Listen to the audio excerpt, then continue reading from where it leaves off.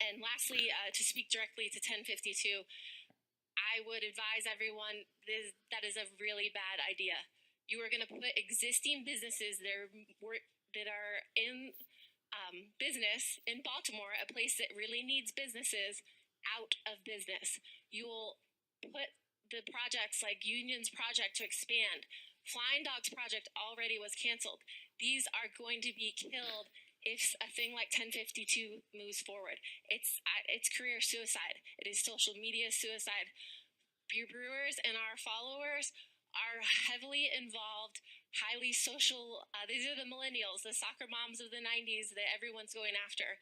And it is, I think it was just maybe there was some bad information given to you guys, because you'll put some businesses out of business. And I don't know a politician in the world that would want to do that.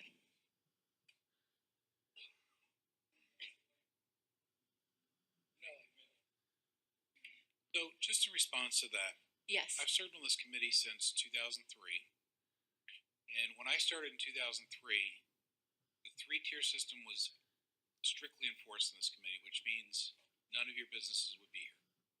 If you manufactured, you weren't allowed to do samples, tasting, retail sales, hours of operation, any of it. And I will tell you that the people that have been on this committee that have enacted these laws have tried to do it in a fair and balanced way. The threats that are being made, the stuff that's being spread around the internet, nobody here with a brewery today, a Class 5 brewery, a farm brewery, any of those licenses, if we were back in 2005, you weren't here in Maryland. It's the work of this committee and the committee across the street that has allowed you guys to prosper in our business environment and create the jobs. So the impression that we're somehow harming brewers, we created the industry in Maryland. And every year, we give more and more. But it's a balancing act.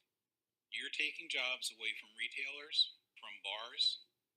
We have to balance that. It's not fair to sit here and have us listen to all these hardships you have. It's our work that created your industry. So just remember that as you're testifying. We're doing nothing to harm anyone. We're trying to equitably allow your existence alongside that of others that create jobs in Maryland. So when I have to sit here and listen to this testimony, it gets a little hard. So I just want you all to know that nobody in this room says, hey, let's go put brewers out of business. I've never heard those words from a committee mate. So I think that the rhetoric out there that's being spread by some is ridiculous. And I just want you to know that.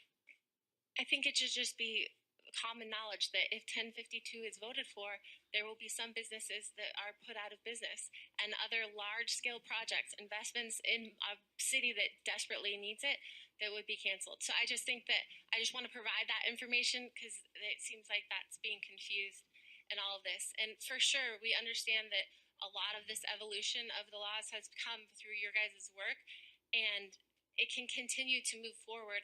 The country is moving toward this small, local craft movement, not just in beer, all over, from farmers markets to the maker movement. And so it's going to continue to move. And I would also, like to see some data that the proliferation of craft beers is putting bars and restaurants out of business. We have lots of bars and restaurants that are also testifying there. So I don't have any data on that, and I would just say that we would be interested to see it.